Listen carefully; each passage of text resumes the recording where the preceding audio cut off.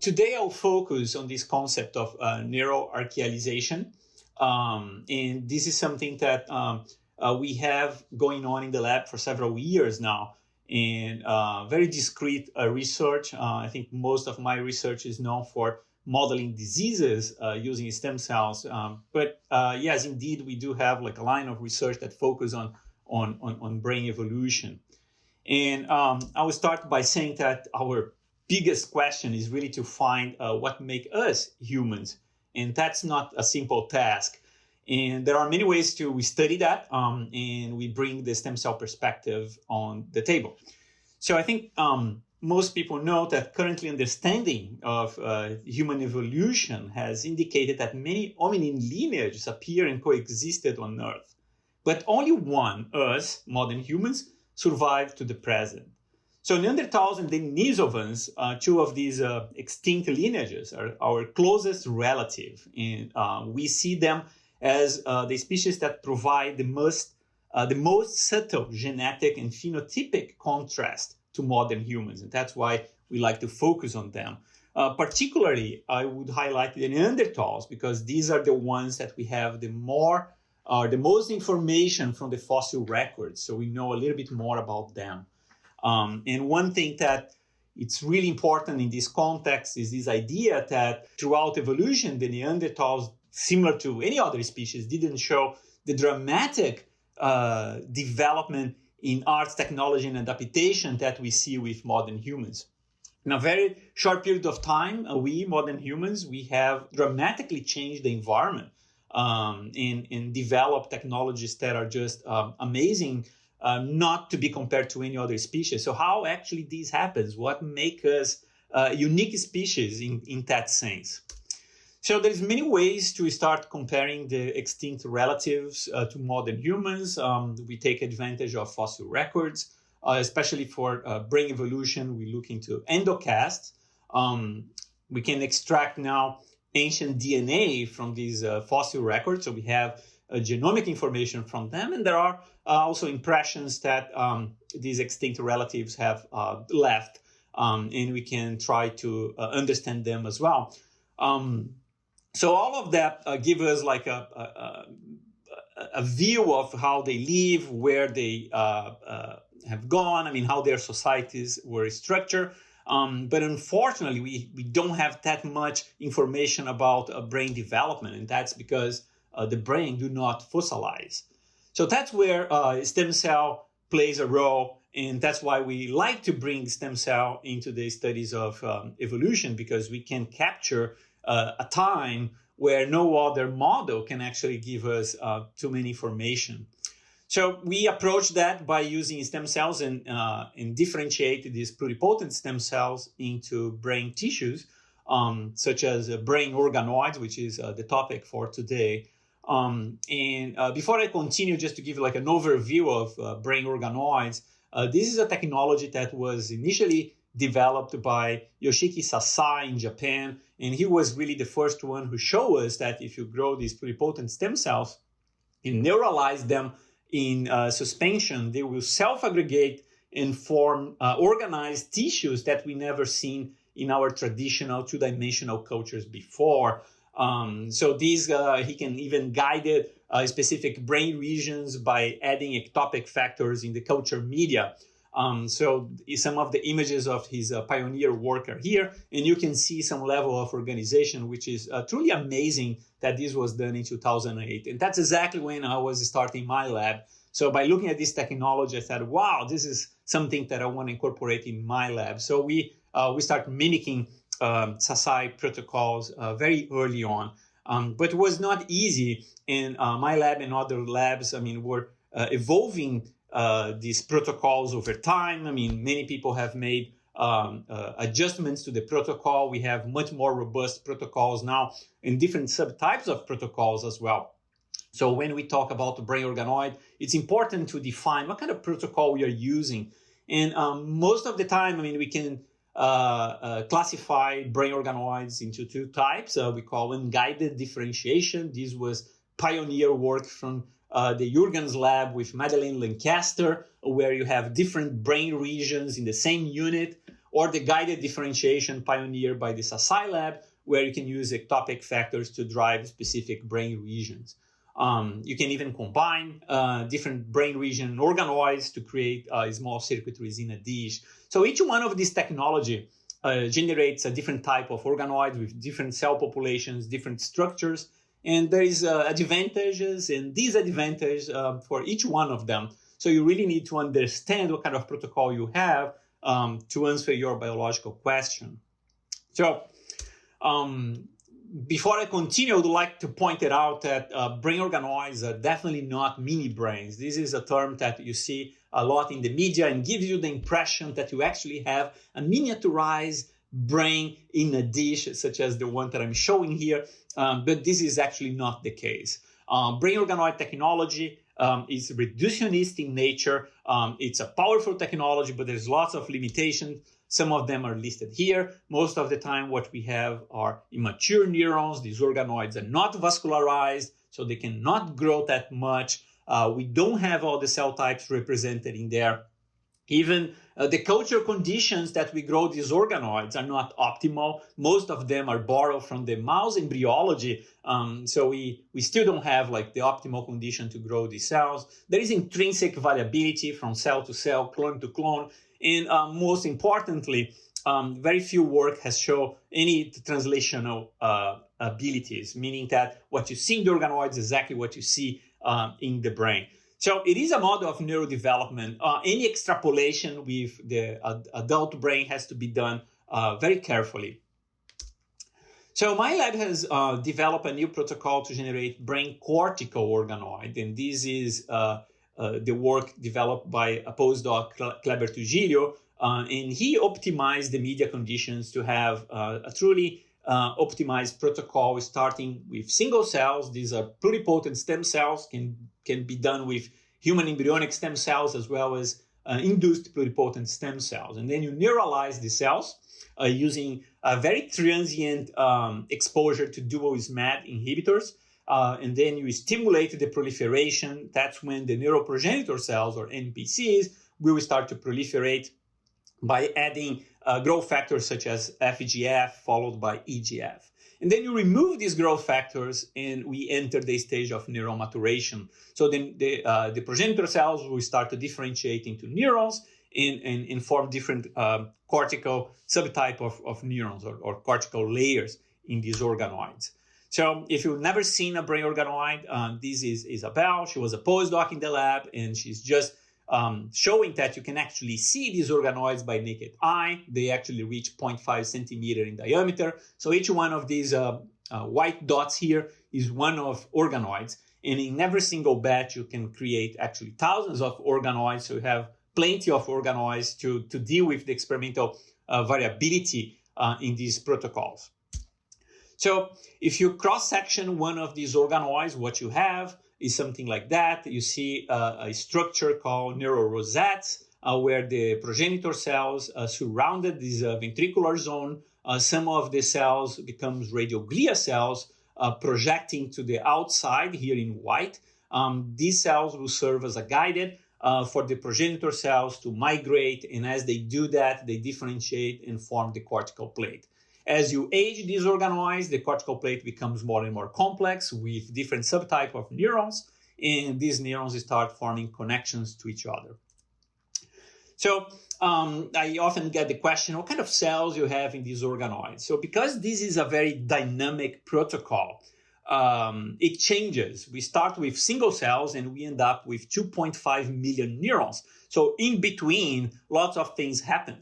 I'm showing here a snapshot of an organoid at 4 months. So you can see that you have progenitor cells, intermediated progenitor cells differentiating mostly in glutamatergic neurons. At this stage, you can actually see a separation between the upper cortical neurons and the lower cortical neurons. At 4 months, we start seeing some of the progenitor cells giving rise to glia. Most of these glia cells is going to be astrocytes that will actually help neurons to further mature and form synapses. And at this stage, we see a very discrete population of GABAergic neurons. They are not truly inhibitory neurons at that stage. Later on, they will start to release GABA and become truly GABAergic neurons. So very dynamic protocol. We have all the different components of the major cell types represented here. Of course, we don't have microglia because it comes from a different embryonic origins. But nonetheless, I mean, to study neuronal differentiation, I think is still a great protocol that recapitulates neurodevelopment. So another thing that we were able to see with this protocol is the spontaneous generation of network activity. So this was done by plating these organoids on top of a multi-electrode array dishes. So what you are seeing here in the bottom is one of these organoids sitting on the top of the electrodes.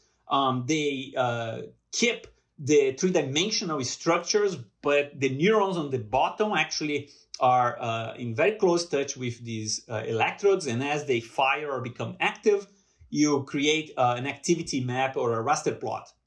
So the beauty of this protocol is that it's one of the few electrophysiological methods where you can record from the organoids longitudinally and allowing us to see how these networks evolved over time.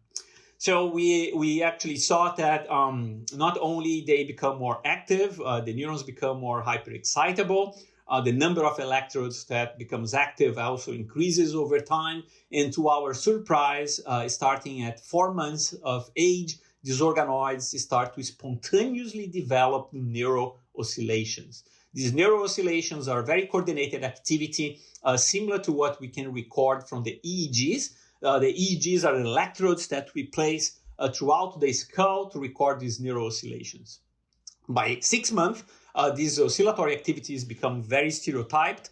And if you wait long enough, that's when the inhibitory neurons start to release more GABA in the system, and you see that the networks become highly complex. We start seeing the overlap between the peaks, and showing that these organoids actually have this spontaneous evolution of this network activity, which is something unprecedented. We've never seen that before, but we were all very happy to see that even though these organoids are a simplistic model, very reductionist, with only 2.5 million of neurons, they can actually achieve that level of complexity.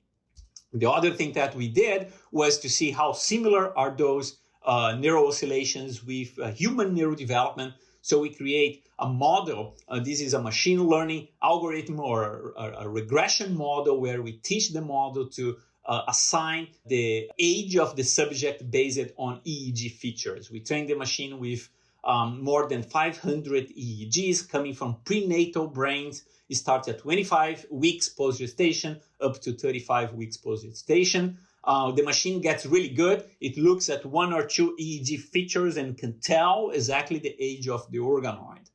Once we fully train the machine, we start feeding the machine with the multi-electrode data, the local field potential acquired from these multi-electrode arrays coming from the organoids, and we do that in a very unbiased way. The machine has no idea if it's analyzing the data from the actual human brain or if it's analyzing the data from the organoid. Then we ask, can the machine predict the age of the organoid? And if so, how similar would that be with human neurodevelopment? And I think the data is quite impressive. I'm showing here the predicted age in one X and the actual age in another one. The perfect correlation would be on the dotted line here. The human data, the real human data is here in the black dots, and the organoid data is in blue. Every dot here represents one single organoid recording, and as you can see, the progression or the complexity of this neuro oscillation follows human neurodevelopment, which is simply amazing to watch that, to see what that happens. You might notice that before 25 weeks, the correlation is quite poor. This is because we never trained the machine with human data coming from that early in development. That data simply do not exist. So we don't know yet what happens with the electrical activity in the human brain in the first 25 weeks. So it's still a black box for us neuroscientists, developmental biologists. So we don't know that. But starting at 25 weeks, we see that the model recapitulates the emergency of these spontaneous neuro oscillations. So Well, that's all great. And I think everybody will say, well, fantastic. How can you apply that to the study of human evolution if we don't have Neanderthal live cells, so we cannot reprogram cells? Even if we have a nuclei or a soft tissue, would be hard to do a nuclear cell transplantation to generate pluripotent stem cells carrying that genome. So we cannot do that. So instead, we turn into a genomic project where we postulate, and we took advantage of several genomes that were extracted from the fossil records throughout the years. This is work of many people. And the comparison of these genomes have shown that many humans today carry specific genetic differences that might have been important for recent human evolution.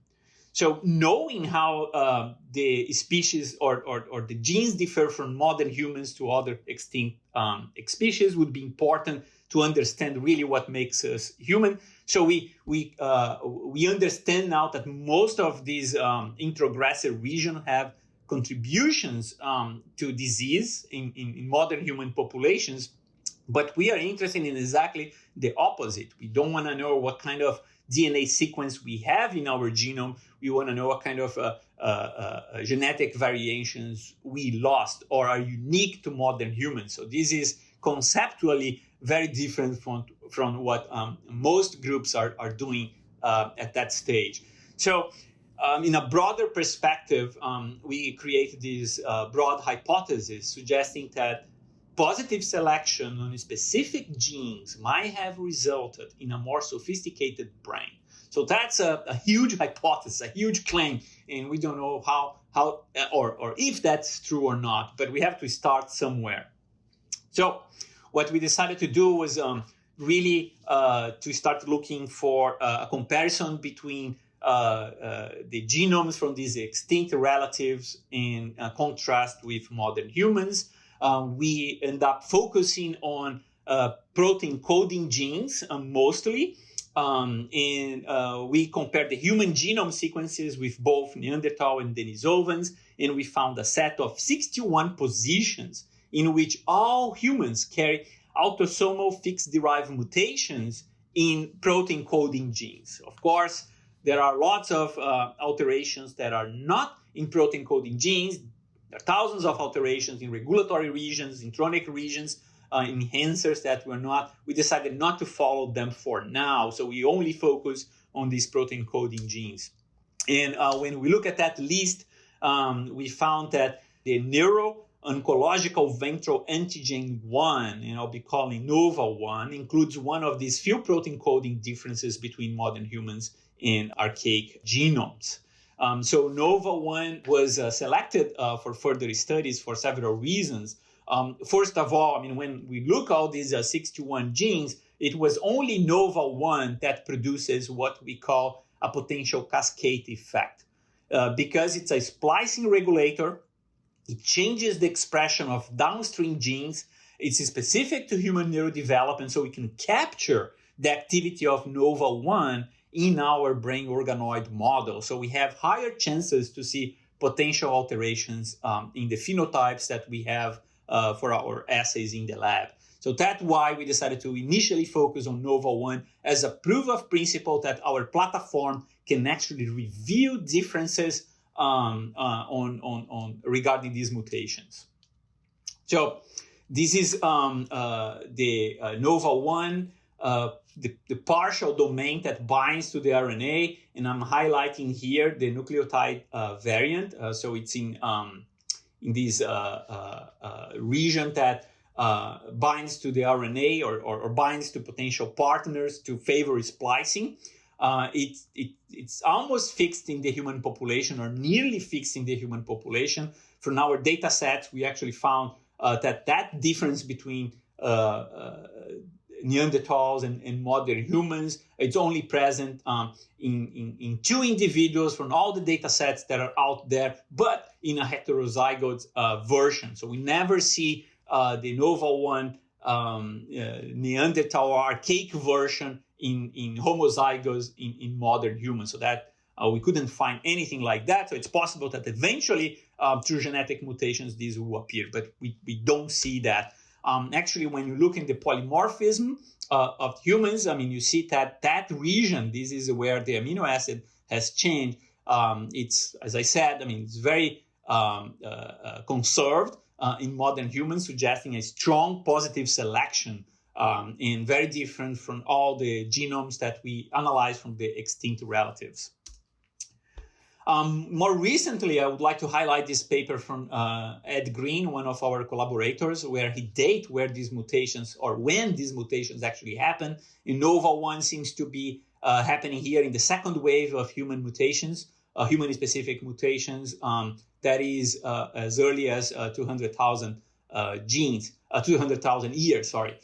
So it's very recent that it happens in the human population.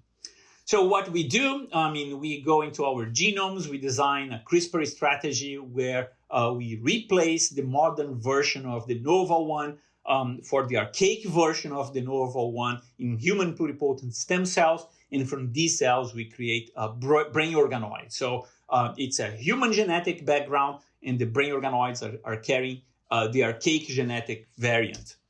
And that's where the fun begins.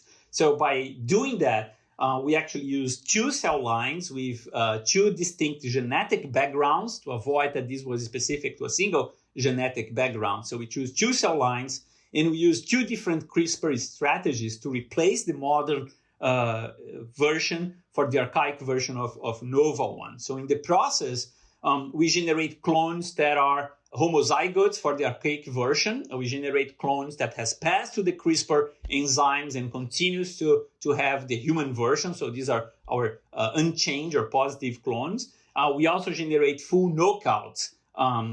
These knockouts eliminated the expression of Nova-1, and these clones were actually used as a controls in downstream experiments. Moreover, to exclude the possibility that haploinsufficiency of the Nova-1 gene was responsible for any downstream phenotype, we introduced the archaic version of the Nova-1 into the Nova knockout background, generating the Nova knockout archaic background. So by doing that, we avoid the potential effect of haploinsufficiency. And then, I mean, all these clones were subjected to off-target analysis, and despite all the extensive off-target analysis that we perform on these clones, we later find out that the clone 2028 that we initially thought that was an archaic homozygotes clone is actually a knockout archaic clone, and this was due to an undetectable CRISPR off-target mutation in one of the allele. So this was actually a good surprise. It was done blindly because we didn't know about this genotype, and it confirms what we previously found, that both the homozygotes and the heterozygote archaic cells have similar Nova-1 protein levels, leading to similar phenotypes. So that was one of these interesting mistakes that turns out to be very positive for us. So once we generate all these clones and we have all these genotypes and make brain organoids, we're curious about what kind of phenotypes should we look for.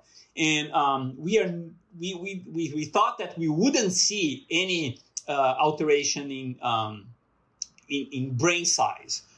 Because we are dealing with mostly modern human versions of cells here, and very different from chimpanzees who separated from humans for more than 6 million years ago. So we thought that brain volume was not something that we would detect in our model. And also, I mean, this is somehow validated by endocasts. Lots of works on endocasts suggesting that the brain volume of for example, Neanderthals and modern humans, it's about the same. If not, Neanderthals might have actually a little bit larger volume. But from these endocast studies, our interpretation is that it's not about brain volume, but most likely the different ways of processing information that these cells will rearrange to create a brain that might be similar to us, but will process the information in a distinct way. So we are kind of curious to see what the brain organoids will actually reveal to us. And During organoid development, we start measure size and morphology from the beginning. So this is the representative images during the neuroinduction. And although no differences were observed during neuroinduction, the Nova-1 archaic and Nova-1 knockout archaic cortical organoids were smaller in diameter than the Nova-1 modern humans, especially during these proliferative and maturation stages. So we start seeing like these different shapes, and the size again were different as well. So we're very curious about that phenomenon. It was a big surprise to us. We never expected to see something very clear that we could detect it by naked eye, the genotypes. So to explore potential morphological differences, we extract two-dimensional outlines to generate these three-dimensional surface models of the cortical organoids. And these models reveal the increased surface complex that we have in the archaic version. We also see that in the knockout version of the organoid during the proliferative stage. So that was very curious to see. They actually show very clear phenotype in here. And we thought that these phenotypes might be due to different ratios of proliferation and cell death. So we measured that. In the Nova-1 archaic, organoids proliferate more slowly than the modern human cells. And we see an increase in cell death at early stages. And so they develop this aberrant cell layer structure morphology. So we think that the fact that we see these alterations in proliferation and increase in cell death, as well as an increase in G0, G1 stage in cell division, might actually be linked to the alterations that we see in the morphology of these organoids. We're still exploring exactly how these happen, but it seems to be the case here. So it was very clear. The other thing that we did was a global gene expression analysis in two different stages of the organoids, an early stage and a late stage of the organoid. And we identified hundreds, to be more precise, 277 differently expressed genes between the Nova-1 archaic and the Nova-1 modern human organoid at different stages of maturation. So you might ask why you're looking at global gene expression. If you have a splicing gene, most of these splicing factors do change gene expression as well. So that's why we did that. And many genes that we found are involved in neurodevelopment or different neurodevelopmental process, which makes sense in the light of the phenotypes that we have in morphology, proliferation, and cell death of these organoids. So it was very interesting to observe that. We also performed single nuclei RNA-seq to characterize the cellular diversity of these organoids. So we use unsupervised clustering, and we combine a data set of 50,000 nuclei to identify these clusters in their relative abundances. Differences in cell proportions were observed among the genotypes, leading to potential differences in regional identity. And I would like to highlight that most of the differences are not in the early stages, but later stages in the organoid. For example, if you look at glia cells in here, a significant reduction in the number of glia cells, mostly astrocytes, in the archaic organoids compared to modern humans. So this is, again, one of the clear observations that we detected with gene expression analysis.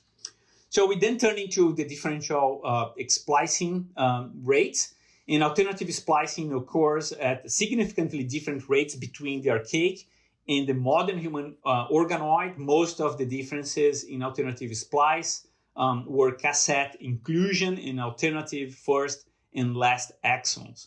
Many of the differently spliced genes in the Nova-1 archaic organoids are actually involved in synaptogenesis, in neuronal connectivity, as shown by gene ontology analysis. And that actually guides us to look into those assays later on. So one of the genes, for example, that we saw that has a different isoforms between archaic and modern humans is HOMER3. HOMER3 is a member of the Homer family. It's a family of scaffold proteins present in postsynaptic densities, and it was spliced differently by the Nova-1 archaic version. we validate that by Western blot. We can actually see the protein being made here in the archaic version that was never present in the human version of the organoid. So now we have an organoid that has a different isoform of Homer 3 in their protein. So this different isoform of Homer 3 might have different functions, suggesting that alternative splicing forms might actually changes how the synapses actually behave inside these organoids. And that was interesting to see. So this is one example. We have many examples that we actually validated, showing that, the archaic version of Nova 1 created these new isoforms that were never present in the modern human organoids. So we also determined the binding preferences of the human and archaic forms of Nova 1 across the transcriptome, and we use ECLIP assays to do that in collaboration with Jean Yeo, my long-term collaborator here at UCSD. We were able to identify more than 3,000 significantly enriched binding sites for both forms of Nova 1, which around 80% occur in intronic regions in human protein coding genes. And 2/3 of these peaks are overlapping between the genotypes, and the binding sites of both forms of Nova 1 are strongly enriched for the canonical sequence motif. So notably, cells carrying the archaic genotype preferentially selected the alternative last exon in shorter 3' UTR region of the Nova 1 transcript, with corresponding to reduced binding density of the Nova 1 archaic in the long 3' UTR. So it's interesting to see that some of the targets that we detected in our analysis are actually quite important human genes. For example, GTF2I, which is a gene implicated in autism when duplicated, or Williams syndromes when you have a deletion in one of these alleles. And in both autism and Williams syndromes are human conditions implicated in human social development.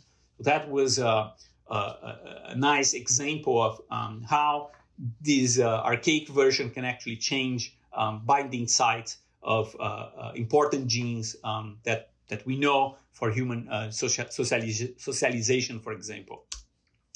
So since many genes are differently expressed or spliced in Nova 1 archaic organoids, are involved in synaptogenesis in neuronal connectivity, we verify if the synaptic protein levels showed any alteration in these organoids. Nova 1 archaic cortical organoids express lower levels of pre and post synaptic proteins, resulting in reduced colocalized synaptic protein. I'm showing here just some of them. I mean, Homer 1, synapsin 1, VGLUT 1, PSD95, they were all down-regulated at protein levels in the synapses of the archaic version of the Nova 1. So now we have different isoforms, we have different amount of proteins in the synapses. So what actually happening at the synapses? And so it's a complicated question because the human synapses is quite full of protein. So this is just like a visual representation to see how busy the human synaptic during brain development it is. There's so many proteins that interact. Some are scaffold, as Homer 3. Others are postsynaptic density proteins. So there's so many things going on. So we decided to take a different approach to understand what's going on. So we look for protein alterations that would affect interaction between networks. So we use quantitative multiplex co-immunoprecipitation to characterize the abundance of these synaptic proteins. This was done with my collaborator, Stephen Smith, and we identify 15 high-confidence protein co-associations that were significantly different between the two genotypes, include Shunk, Homer, and GluR5, which binds to each other to form receptor scaffold system, PSD95, NMDA receptors, and SYNGAP that contributes to activity-dependent plasticity. So the data demonstrate widespread changes in synaptic protein and network downstream of de novo 1 alteration. So again, I mean, everything points that this was a quite relevant alteration for human network formation. And that's why we decided to place these organoids, similar to what we did before to characterize the development of these organoids. We placed both the archaealized and modern human organoids on top of multi-electrode array to evaluate the network activity. So these mature Nova-1 archaic cortical organoids display an increasing number of bursts and a higher coefficient of variation, while showing lower synchrony levels compared to Nova-1 humans. So this higher hyperactivity was also quite not expected. We also observed that neurons from the Nova-1 archaic cortical organoids have a higher variability according to their firing rate. So it seems like they do provide different ways to fire neurons. That might be related to the different isoforms that we have at the synapses. So the data suggests that the expression of the archaic Nova-1 variant leads to modify synaptic proteins interaction affecting glutamatergic signaling and neuronal connectivity. Just to make sure that we all understand, at this stage, we still don't have inhibitory neurons. So we're just looking at the contribution of glutamatergic neurons in the organoids. We are maturing these organoids even further to see what happens to these networks as we add more inhibitory neurons. And then we will be able to look at neural oscillations, which will bridge will bridge the basic biology to something that we could say that we might be approaching cognition by looking at the different frequencies of these neural oscillations. But this is require long-term cultures, over a year of these cultures. They are maturing now in the electrode, so we will know what happens in a couple of months. But I would like to highlight that this early maturation of cortical organoids carrying the archaic Nova-1 mimics the behavior of this chimpanzee bonobo-derived cortical neurons. So this was actually the work done by Carol Marchetto in the Gage lab. Both Carol and Rusty, they are pioneers on using stem cell for evolutionary studies. And they have this beautiful work where they compare neurons derived from iPSCs from humans, chimpanzees, and bonobos. And they also plate those neurons in multi-electrode array.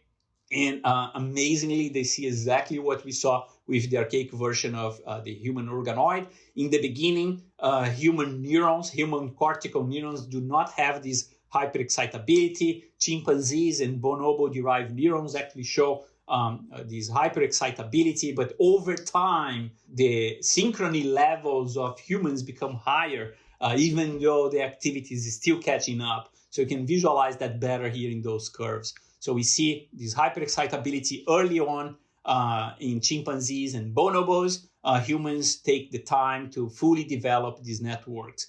So the fact that this is actually reproduced in chimpanzees and in bonobos, iPS cortical neurons, is very interesting. So one experiment that we are planning is to humanize the Nova-1 version in chimpanzee and bonobo. They all carry the archaic version to see if we can correct that maturation level. That would be an amazing evidence that that specific mutation really drives some of these neuronal changes in a more direct way. So where we are going, where are our next steps from here? So we have a couple of experiments lined up. I told you about the long-term analysis, electrical analysis of these neural oscillations in these organoids. This is ongoing. But we also realized that Nova-1 is also a gene that is subject to environmental impact. And for example, lead is one of the things that actually changes the activity of Nova-1 and changes Nova-1 downstream targets. So lead is quite important because there are plenty of evidence from different groups suggesting that Neanderthal children were actually exposed to lead. So if that's true, it might be that the archaic version of Nova-1 might make them more susceptible, for example. So we are looking at splicing rates of Nova-1 organoids that are now exposed to lead to see if we detect any differences. So that might point to specific environmental pressures for that mutation to be positively selected in modern humans. So Katerina and I also create the Archealization Center, or ArchC, here at UCSD. This is a center that was created to unify stem cell biologists, anthropologists, genome editing people, and people looking at genomic analysis to continue this work.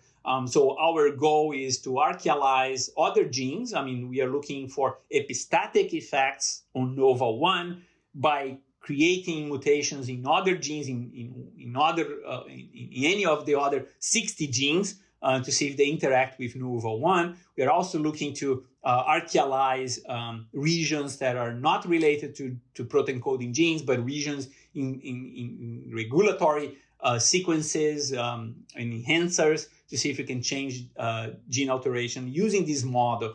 I must say that we are not only focused on neuro-archealization, we are looking for other tissues as well.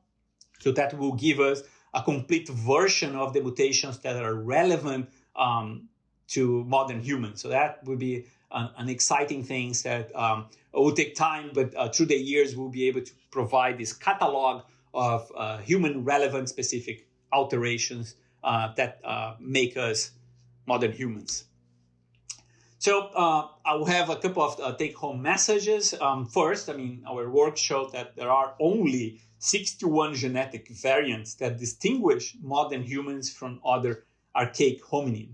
And of course, there are thousands of non-protein coding genes that also changes between modern humans and the archaic hominin. The archealization of brain organoid does not, I repeat, does not generate Neanderthal organoids. I get that a lot. I mean, how your Neanderthal organoids compare to the Neanderthal endocast? We cannot make those comparisons. What we have is a hybrid system where there is the human genetic background, and we change only one base pair in that human. So, for example, the target sites of NOVA1 is actually on the human genetic background. So I would say that our system is powered to understand more the evolutionary steps that made us modern humans rather than understanding the Neanderthal brain. The archaic version of NOVA1 alters modern human development. I think we have pretty convincing data now that this single base pair alteration is quite important for human development. And it might be a significant evolutionary step in human brain evolution. And as I mentioned, we have several follow-up studies to kind of validate that hypothesis. So this work took many years and many people to be completed.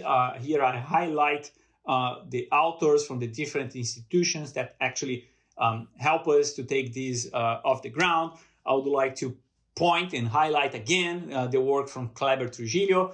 Kleber was a pioneer on optimization of the human cortical brain organoid. So we can say that we have now a very robust protocol to use for these studies. And he was also the one that was brave enough to continue on this evolutionary project despite the high risk nature of this project. I'd like to thank my funding agencies and disclosure that I'm a co-founder of Tismo, a company that uses brain organoids to develop new treatments for autism.